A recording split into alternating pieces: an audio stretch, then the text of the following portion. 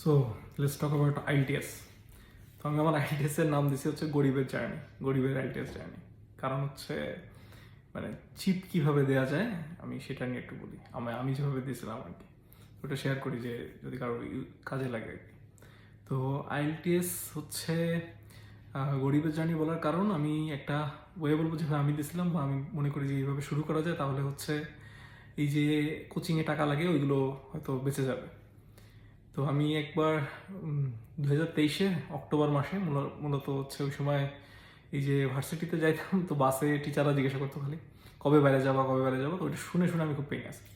আমি যে নিজের স্পিডে যাবো বা প্ল্যান করে যাবো ওইটা হচ্ছে বড় কথা। মানে আমি ওই সময় ইচ্ছা করতেছিল না। তো টিচাররা যখন হচ্ছে বারবার বলতেছে, তো ওটা মাথার মধ্যে ঘুরতেছে যে যাইতে হবে তাড়াহুড়ো করতে হবে, আইএলটিএস দেয় না আইএলটিএস দেয় না। তো ওই সময়টা আমার খুব ফ্রাস্ট্রেশনে যাচ্ছিল অক্টোবর মাসটা 2023 সালে। তো ওরকম একদিন সকালবেলা ঘুম দিয়ে উঠছে, ঘুম ভেঙে গেছে, তখন আমি বাইরে যাওয়া নিয়ে অ্যাপ্লাই করা নিয়ে খুব, ওইবার আমি প্রথমে ইনিশিয়ালি প্ল্যান করছিলাম যে ইউএসএতে অ্যাপ্লাই করবো, তো ওই বছর করবো আর কি। তখন আইএলটিএস দিয়ে পারিনি, তো এইগুলো নিয়ে একটু বেশ টেনশন যাচ্ছিল। তো ওই দিন সকালবেলা, একদিন সকালে প্রায় অক্টোবরের 25-26 তারিখের দিকে মনে হয়, তো ঘুম দিয়ে উঠে হঠাৎ করে আবার সেই প্যানিক অ্যাটাকে ভুগছি যে আইএলটিএস দেওয়া লাগবে, দিচ্ছি না। এবং আমি বুঝলাম না যে মানে আসলে আমার মাইন্ড রিড করছে ফেসবুক নাকি হচ্ছে সামথিং এলস। মোবাইল ব্রাউজ করতেছি, হঠাৎ করে আমার সামনে একটা অ্যাড চলে আসছে, লেক্সিকনের অ্যাড। লেক্সিকন হচ্ছে একটা আইএলটিএস এর কোচিং এবং হচ্ছে এক্সাম সেন্টার খুলনার। তো ওদের একটা অ্যাড চলে আসছে, ওরা এরকম অ্যাড দিছে যে আমাদের 4টা আইএলটিএস এর ডেট আছে নভেম্বর এবং ডিসেম্বর মাসে। তো আমি ওই সময় দেখে ওই সময় ডিসিশন নিচ্ছি যে ঠিক আছে এবার দিয়েই দেবো। তাহলে আমার ওই প্রস্তুতি নেওয়া হচ্ছে না আইএলটিএস এ, তাহলে আমি কি করবো, আমি আগে এক্সাম ডেট করে ফেলবো। এক্সাম ডেট হচ্ছে রেজিস্ট্রেশন করে ফেলবো এক্সামের জন্য, যে আমার কবে এক্সাম ডেট হবে, তাহলে ওই প্রেশারে যদি আমার আইএলটিএস এর ঝোঁকটা বাড়ে আর কি। তো ওইটা মাথায় রেখে আমি হচ্ছে ওখানে 4টা ডেট ছিল। প্রথমটা ছিল হচ্ছে সম্ভবত নভেম্বরের 13 তারিখ বা 14 তারিখে, একটা ছিল নভেম্বরের 25 তারিখে, আর ডিসেম্বরের 2টা 7 তারিখ 13 তারিখ। আমি চিন্তা করলাম যে ইউএসএতে ডিসেম্বরে অ্যাপ্লাই করবো। ওই সময় পর্যন্ত ওই বছর করার ইচ্ছা ছিল আর কি, পরে ইচ্ছা চলে গেছে।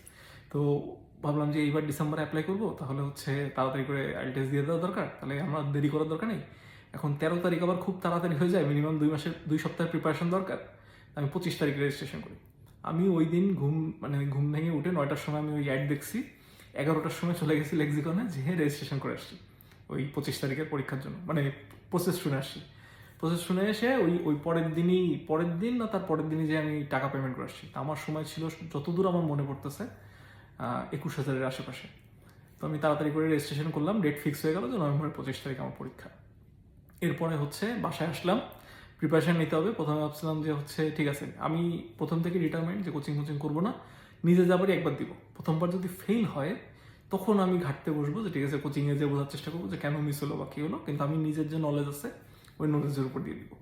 এই পর্যন্ত, এই অক্টোবরের ওই 25 তারিখ যেদিনকে আমি রেজিস্ট্রেশন করছি ওই পর্যন্ত আমি জানি যে হচ্ছে আইএলটিএসের 4টা সেকশন আছে, সেই 4টা সেকশনে এরকম 4টা পরীক্ষা হয়। এর বাইরে আমার নলেজ কিছু নাই, কী ধরনের প্রশ্ন হয়, কী ধরনের কোয়েশ্চেন হয়, ওখানে কী প্যাটার্ন হয়, কিছু জানি না আমি। তো এরপর আমি একটা কাজ করলাম, ইউটিউবে র্যান্ডম সার্চ দেওয়া শুরু করলাম যে আইএলটিএস প্রিপারেশন লিখে, এই লিখে সেই লিখে। তো ওইখান থেকে একটা 10 ঘন্টার ভিডিও আসলো, ইন্ডিয়ান এক ইউটিউবার স্যাম অ্যান্ড অ্যাশ। তো স্যাম সম্ভবত একজন, অ্যাশ মনে হয় একজন, কিন্তু একজনই ভিডিওতে কথা বলতেছিল। ওইটা হচ্ছে একটা 10 আওয়ারের প্রস্তুতি ভিডিও। তো আমি করলাম কি, ওই 10 আওয়ারের ভিডিওটা শেষ করলাম। আমি মোটামুটি নভেম্বরের 1 তারিখ থেকে শুরু করছিলাম, নভেম্বরের 14 তারিখে যে আমার ভিডিওটা শেষ হয়েছে। অর্থাৎ আস্তে আস্তে দেখতেছিলাম, আধা ঘন্টা করে দেখতাম। ওই আধা ঘন্টার মধ্যে যে কাজ কারবারগুলো বলতো ওইগুলো প্র্যাকটিস করতাম। আমি হচ্ছে কিছু টেস্ট কালেক্ট করছিলাম বিভিন্ন ফেসবুকের গ্রুপে, আইএলটিএসের গ্রুপে কিছু গুগল ড্রাইভের লিঙ্ক শেয়ার হয়, যার কয়েকটা আমার কাছে যে কটা এখন সেভ করা আছে বা আমি পাইছি, ওই কটা আমি হয়তো এই ভিডিওর নিচে দিয়ে দিব।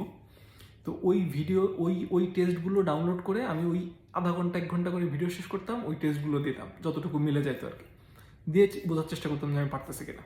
তো এই করে টোটাল শেষ করতে করতে আমার অ্যাপ্রক্সিমেট মনে হয় 14 তারিখ লেগে গেছে, 14ই নভেম্বর পুরো ভিডিওটা শেষ করতে, এই পুরো 10 ঘন্টার ভিডিওটা শেষ করতে এবং ওই প্র্যাকটিস করতে।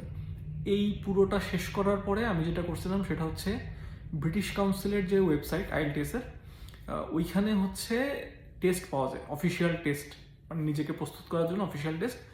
ওইগুলো নামায় হচ্ছে একবারে দিলাম। যে আগে তো আমি ওই একটা সেকশন কমপ্লিট করতেছিলাম বা হাফ সেকশন কমপ্লিট করছিলাম, তার উপর টেস্ট দিচ্ছিলাম দেখার জন্য যে কী অবস্থা আসে।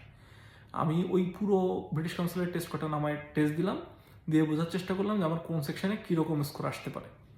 তো তো ওইটা বোঝার পরে সাথে ওই আরও আরও যে ওয়েবসাইট, ওই যে গুগল ড্রাইভের যে টেস্টগুলো ছিল ওইগুলো প্রিন্ট করে সলভ করা শুরু করলাম, করে মোটামুটি একটা পর্যায়ে পৌঁছালো। এর মধ্যে একটা গোল হয়ে গেল আর কি, যে লেক্সিকন অফার দিল, মানে অফার দিছিল আগে আমি জানতাম না, যে হচ্ছে ওই রেজিস্ট্রেশনের সাথে একটা ফুল মক টেস্ট ফ্রি।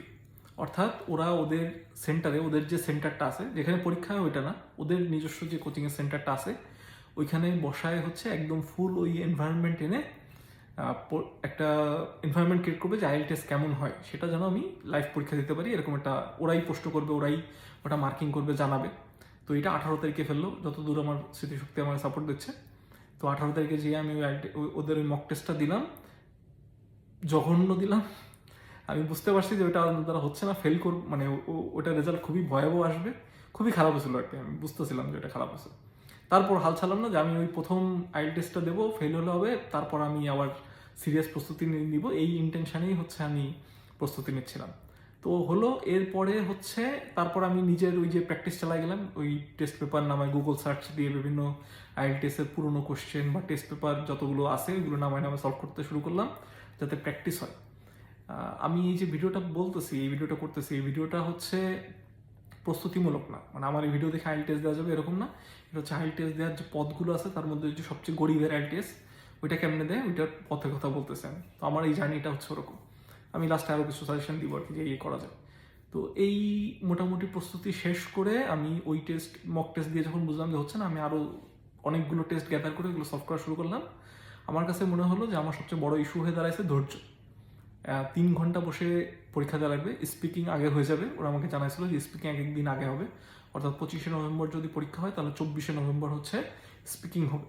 তাহলে স্পিকিং ইস্যু না, পরের যে 3টা লিসেনিং, রিডিং এবং হচ্ছে রাইটিং, এই 3টে একসাথে হবে। এই 3টা প্রায় 3.5 ঘন্টার পরীক্ষা, যত মনে পড়তেছে। তো ওই 3.5 ঘন্টা ধৈর্য নিয়ে থাকা এবং শেষে যে রিটেন পড়বে, ওই রিটেন পর্যন্ত ধৈর্য ধরে রাখাটাই আমার হচ্ছে চরম ইস্যু মনে হয়েছে। ওই জন্য আমি বসে বাসায় সলভ করে একটানা কীভাবে দেওয়া যায় আইএলটিএস ওটা প্র্যাকটিস করতেছিলাম, যাতে রিটেনের সময় ধৈর্য না চলে যায়, ব্রেইন কাজ করা বন্ধ না করে দেয়। তো এরপরে হচ্ছে মোটামুটি একটা পর্যায়ে পৌঁছালো। এর মধ্যে লেক্সিকন আবার একটা গোল দিয়ে দিল আমার জন্য, সেটা হচ্ছে আমি কোচিংয়ের করতেছি না, পাবলিসিটি করতেছি না। এনি কোচিং আমি রেকমেন্ড করবো যে এনি কোচিং ইজ ওকে, বা any exam centre is okay, কিন্তু আমি আমার এক্সপিরিয়েন্সের কথা বলতেছি। তো এরপরে হচ্ছে ওরা একটা কাজ করলো, যে ওরা মনে হয় 23 তারিখ বা 22 তারিখ রাতে একটা সেশন ফেললো, যে সেশনে যদি কারোর কোনো কোশ্চেন থাকে বা যদি কারো কোনো কনফিউশন থাকে সেগুলো ওরা দূর করে দেবে। তো এক ভাই আসলেন, সম্ভবত উনি সামথিং হয়তো লেক্সিকনের কিছু একজন হবে। তো উনি হচ্ছে একটা সেশন নিলেন 1 ঘন্টার মনে হয়। উনি প্রথম থেকে একদম শুরুতে আবার কিছু বেসিক কথাবার্তা বললেন এবং ফাইনালি একটা কোশ্চেন অ্যান্সারিং সেশন দিলেন। এই কোশ্চেন অ্যান্সারিং সেশন মনে হয় 15-20 মিনিট চলছে। ওইটা আমার যে সাপোর্ট দিছে, মানে যে আমি যে জিনিসগুলো এক্সপেক্ট করতে পারি নাই, কী ধরনের বড় বা ছোট ইস্যু ফেস করবো, ওইগুলো ওইখানে ডিসকাস হয়েছিল। ওই অন্যরাও প্রশ্ন করতেছিল, আমি কিছু প্রশ্ন করছি আমার যেগুলো কনফিউশন লেগেছিল, তো ওইগুলো সলিউশন দিল, যেটা আমার একটা বড় গোল দিয়ে দিছে। এরপরে মোটামুটি এই প্রস্তুতি শেষ করে 25শে নভেম্বর যে দিছি, তো স্কোর আসছে, মানসম্মত আসছে, যাবি আসলে মানসম্মান বাঁচে, পাশের চেয়ে বেশি আসছে। পাস যার দরকার ছিল আমার তার চেয়ে বেশি আসছে, মানে আমার এক্সপেকটেশন থেকে। যদি আমি স্পিকিং একটা গড়বড় করে ফেলছিলাম, স্পিকিং একটা সেকশন ছিল যেখানে হচ্ছে আমাকে কথা বলতেই থাকতে হবে এবং সামনের যিনি বসে আছেন ইন্টারভিউয়ার, উনি আমাকে আসলে আটকাবেন বা উনি বলবেন যে দিস ইজ এনাফ। কিন্তু আমি একটা কোশ্চেন অ্যান্সার দিয়ে মনে হয় 10 সেকেন্ডের মতো থেমে গেছিলাম। আমি ভাবছিলাম যে ওই কোশ্চেন অ্যান্সার করার পরে মানে থেমে গেলে উনি আবার কোশ্চেন করবেন, ওইখানে একটা ব্লান্ডার হয়েছিল। আদারওয়াইজ স্পিকিং আর একটু বেশি আসতো, কারণ আমার স্পিকিং কোথাও আটকায়নি, কিন্তু জাস্ট ওই ভুলটার কারণে হয়তো ওইখানে ভালো স্কোর আসছে, বাট আরও বেশি আসতে পারতো। যাই হোক, তো এটা হচ্ছে ইস্যু। এরপরে হচ্ছে পরীক্ষা দিলাম, পরীক্ষায় 3 ঘন্টা ধৈর্য ধরে ছিল এবং এক্সাম সেন্টারও ভালো, ব্রিটিশ কাউন্সিলের আন্ডারে যে পরীক্ষা দিচ্ছি আমি, 2টা আন্ডারে দেওয়া যায়, একটা হচ্ছে আইডিপি, একটা হচ্ছে ব্রিটিশ কাউন্সিল। লেক্সিকন যেটা নেয় ওটা হচ্ছে ব্রিটিশ কাউন্সিলের আন্ডারে, ওরা হচ্ছে মিডিয়াম। তো দিলাম, দিয়ে স্কোর মোটামুটি ভালো আসছে। তো আমার কাছে মনে হচ্ছে যে এটা হচ্ছে সবচেয়ে গরিবের উপায়। তো গরিবের উপায় যারা এখন প্রিপারেশন শুরু করবে তাদের জন্য কথাবার্তা। তো আমার কাছে মনে হয় যে শুরুতেই আমার স্টাইল ফলো করা উচিত, যে ইনিশিয়ালি ওই ভিডিও দেখা যেতে পারে, ওই ভিডিও লিঙ্কটা আমি দিব নিচে। তো ওই ভিডিওটা দেখে প্রথমে প্রস্তুতি নিতে হবে। এইটা আরেকটা আছে, আরেকটার নাম হচ্ছে আইএলটিএস অ্যাডভান্টেজ। এইখানে একজন অস্ট্রেলিয়ান ব্যক্তি সম্ভবত, উনি বা ব্রিটিশ, উনি হচ্ছে শর্ট ভিডিও ছাড়েন কিছু ছোট ছোট টিপস দিয়ে। তো আমার যেমন সবচেয়ে বড় ইস্যু হয়ে দাঁড়াচ্ছিল রাইটিং, আমি বুঝতেছিলাম যে লিসেনিং এবং রিডিংয়ে আমি যেটুকু নলেজ গেইন গ্যাদার করছে ওটুকু এনাফ। কিন্তু আইএলটিএস আমার কাছে মনে হয় একটা ভাগ্যের পরীক্ষা। এটা প্রশ্ন একদিন কঠিন হতে পারে, একদিন সহজ হতে পারে, এবং কিছু ট্রিক্স আছে যে ট্রিক্সগুলো অ্যাপ্লাই করলে আসলে রেজাল্ট ভালো হয়। যেমন একটা এসে লিখতে দিল, তো এসে সম্পর্কে আমি লিখে দিলাম, কিন্তু ওইটা আসলে ভালো স্কোর আসবে না। ওরা কিছু স্পেসিফিক ক্রাইটেরিয়া বা স্পেসিফিক প্যাটার্ন এক্সপেক্ট করে বসে আছে।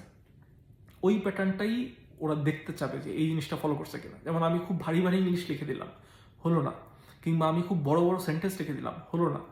ওরা ওইখানে কিছু জিনিসের প্রয়োগ দেখতে চাবে যে আমি এই ধরনের টেন্স ব্যবহার করছি কিনা, এই ধরনের কমপ্লেক্স সেন্টেন্স ব্যবহার করছি কিনা। ওই স্পেসিফিক কিছু ক্রাইটেরিয়া আছে যেগুলো ফলো করতে হবে।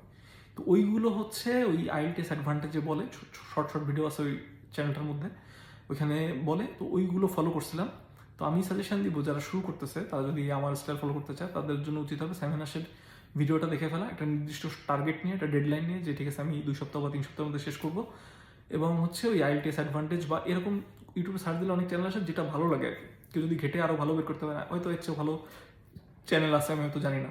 তো ওইটা বের করে ওইখান থেকে দেখা যে ওই টিপসগুলো গ্যাদার করা, ওই প্যাটার্ন কীরকম হবে, ওই যে ছোটো ছোটো টিপস যেগুলো লাগবে আর কি, যেগুলো ফলো করলে ওরা মেজার করে। যেমন আমি খুব কঠিন একটা শব্দ ব্যবহার করে ফেললাম, যে শব্দের মানে কেউ জানে না, তার মানে যে বেশি পয়েন্ট দিবে এরকম না। কিন্তু ওইখানে কী ধরনের শব্দ ব্যবহার করতে হবে বা কীভাবে, যেমন ওই যে ফ্লো চার্ট বা হচ্ছে একটা টেকনিক্যাল রাইটিংয়ের একটা পার্ট আছে রিটেনের মধ্যে, তো ওইখানে ওই রিটেনের ওইখানে কীভাবে প্রকাশ করতে হবে। যেমন একটা চার্ট দিলাম, আমি চার্টটারে ব্যাখ্যা করলাম যে এইখানে মানুষ, অস্ট্রেলিয়ার জনসংখ্যা হচ্ছে এত, ঢাকা জনসংখ্যা হচ্ছে এত। কিন্তু দেখা গেল যে আসলে ওইখানে এক্সপেক্ট করে যে আমি ওটার একটু ঘুরে পেঁচায় লিখবো। যেমন আমি বলবো যে টোটাল যে কটা জনসংখ্যা এখানে দেওয়া আছে তার এত পার্সেন্ট হচ্ছে অস্ট্রেলিয়াতে আছে, তার এত পার্সেন্ট হচ্ছে বাংলাদেশে আছে। তো এই যে লেখার যে প্যাটার্নগুলো বা লেখার যে ওই যে ছোটোখাটো ট্রিক্সগুলো, ওইগুলো আয়ত্ত করতে হবে আর কি। এই দুইটা জিনিস, ওই যে সাইমন আশের ফুল ভিডিও এবং হচ্ছে ওই যে ছোটোখাটো যে ট্রিক্স, এটা যে কোনো চ্যানেল থেকে পাওয়া যেতে পারে, অ্যাডভান্টেজ থেকেও পাওয়া যেতে পারে, আইএলটিএস অ্যাডভান্টেজ। এই দুইটা থেকে নিয়ে একটা পর্যায়ে পৌঁছানোর পরে ওই যে ব্রিটিশ কাউন্সিলের টেস্ট কেসগুলো সলভ করা, এবং একই সাথে যত রকম টেস্ট কেস বা আইএলটিএসের প্রবলেম সেট গ্যাদার করা যায়, যত বেশি সলভ করে পারা যায়। তো ওইগুলো দিয়ে যদি নিজের উপর কনফিডেন্স আসে যে আমি ওইগুলো দিয়ে আমার এক্সপেক্টেড, কারোর এক্সপেক্টেড হয়তো 6.5, কারোর এক্সপেক্টেড 7, কেউ চাই যে আমি 8-9 পাবো, 8-9 ব্যান্ডে যাবো, তাহলে হচ্ছে সেই অনুযায়ী আমি স্কোর পারতেছি কিনা।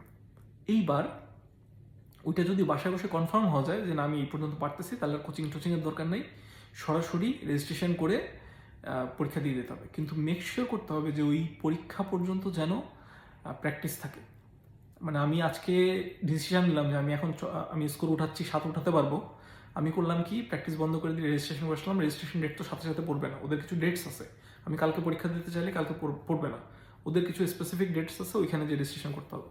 তাহলে ওদের স্পেসিফিক ডেটে যে যখন আমি রেজিস্ট্রেশন করবো, দেখা গেলো ওটা 2 সপ্তাহ বা 3 সপ্তাহ পরে পড়ছে বা 1 মাস পরে পড়লো। তখন যদি ওই 1 মাস আমি প্র্যাকটিস না করি, ওই যে যত কিছু আমি প্ল্যান ভেবে রাখছিলাম, যত প্যাটার্ন চিন্তা করে রাখছিলাম, সব গায়েব হয়ে যাবে, মাথা থেকে হারা যাবে। তো এই জন্য হচ্ছে ওই প্র্যাকটিস থাকা অবস্থায় আমার হচ্ছে যে পরীক্ষাটা দিতে হবে, ওই প্র্যাকটিসটা ধরে রাখতে হবে আর কি। এইবার আমি ওই যদি ওই আমার ওই নলেজ চলে আসে, আমি যদি কনফিডেন্স ফিল করি, পরীক্ষা দিয়ে দিলাম। এবার যদি খারাপ হয়, তাহলে তখন হচ্ছে আমার কোচিং সেন্টারে যাইতে হবে। আর কেউ যদি বাসায় ওই টেস্ট প্রবলেম, ব্রিটিশ কাউন্সিলের পেপার সেট অথবা হচ্ছে ওই যে ডাউনলোড করা যে সেটগুলো, ওইগুলো যদি সলভ করে দেখে যে না সে তার এক্সপেক্টেড রেজাল্ট উঠতে পারবে না, সে কনফিডেন্স আসতেছে না, তখন তার কোচিং সেন্টারে যাওয়া উচিত।